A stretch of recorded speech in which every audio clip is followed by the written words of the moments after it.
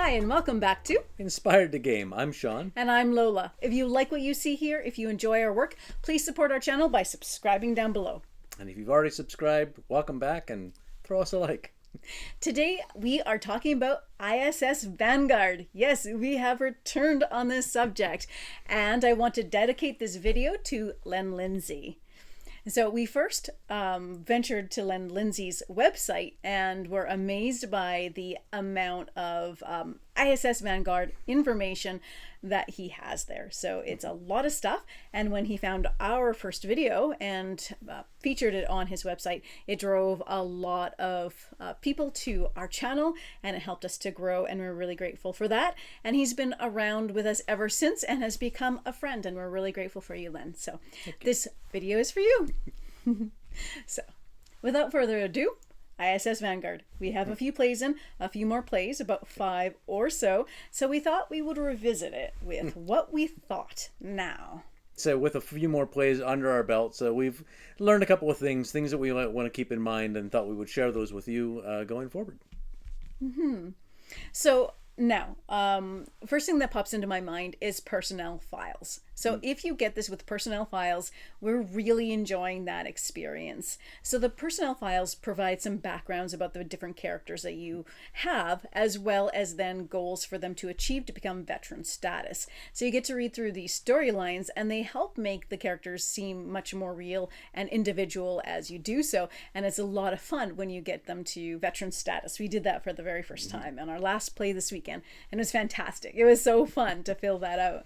Yeah, and veterans have 2 different convert powers that you can use. Yes, so your veteran is more powerful, which is always nice. It's also really exciting during the game when you get that potential to get more dice. So now you're more powerful in the game. You have more cards as you level up to level 3 and 2 and such like that. And that's really satisfying in a game when now you can do more, you can accomplish more, and having more dice makes a really big difference in the game. It makes it much easier. Not that it's an easy game by any stretch of the imagination, but having more dice helps a lot, and it feels really good to get there.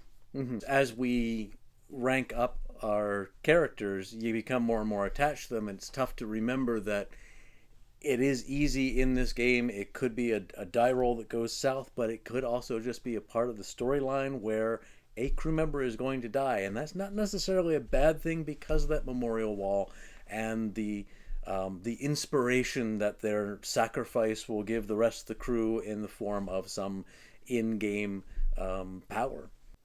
Yeah, and a really interesting thing is you don't really know ever what's coming. And so say if you're about to harvest some strange alien material, well, is it going to be a disaster, or is it going to be a breakthrough? You don't know, and you can't know. So often you just have to make choices in the dark, not knowing where it'll lead you. But I like that realism about that, because just like in life, well, you don't know if this is going to be a good choice or bad. You've just got to make the choice and play it out. By the same token, the dice bring that as well, because you can have really bad luck, really shoddy luck that does actually cost you your life, or really make a scenario really difficult. And it's because of the luck with the dice, which, although I really am loving this game still quite a lot, but it wouldn't make it into my top 10. Although it's probably easy in my top 20, because it is a really great game. But there's so much of a luck component to it.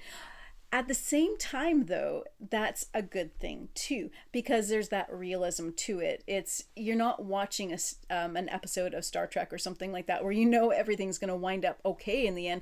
That's not the case here necessarily. You may, as Sean mentions, you might lose a character. You might not succeed in a mission. You might have to just evacuate.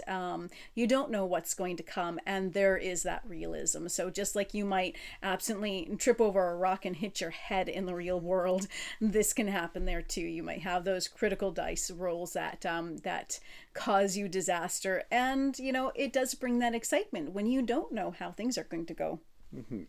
And that is one of the other things that we wanted to mention was in our early games, we weren't really paying attention to the cards than what we could do with them. So That's one of the things we've noticed now is use the cards, really get in there, use them to affect your die rolls, try and get those the secondary powers going. I can't remember what they're called right now. And assist each other whenever you can. Throw that extra die over to somebody that's in the same sector as you. You can really end up helping somewhere along the way. And actually, again, if you've got personnel files, that could actually be one of your goals, is assist people as much as you can. Yeah, yeah, and it has taken us a while to get used to really utilizing the cards that we have. A lot of times I wouldn't actually think about my cards while I'm out there on the board figuring out what to do and doing my rolls. It's only when something wasn't working in a critical way that we're, okay, look at your cards. Anybody have a card that can solve this problem for us? But to keep up on them and to use them, they do have a lot of power there. So yeah. Use your cards, assist each other, especially when you're doing something that's critical for the current planet board. Now, one thing that is still a recurring theme, and you've got to keep this in mind going into your plays, is setup can be a lot of work and it can be tedious.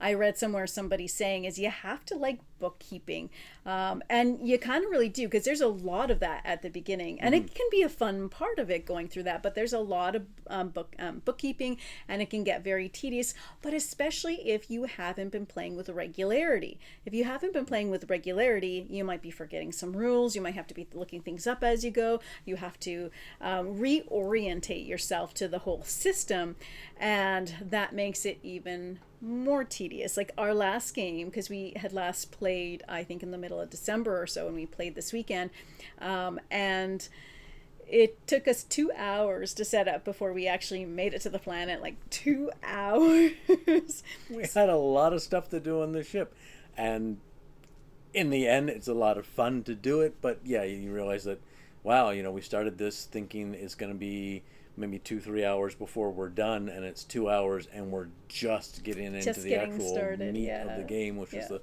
planet exploration. And like, oh, well, we can save at any time, but we powered through and and it was fantastic too.